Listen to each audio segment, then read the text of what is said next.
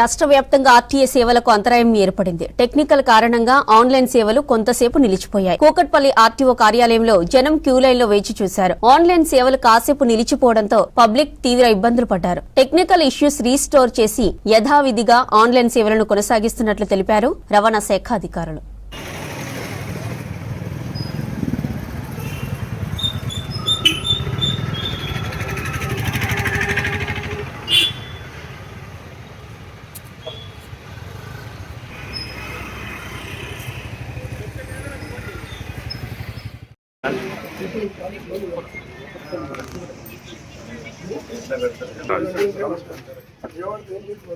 అలాగే అలాగే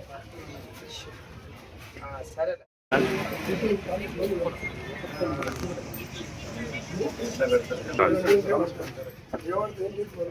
అలాగే అలాగే సరేలే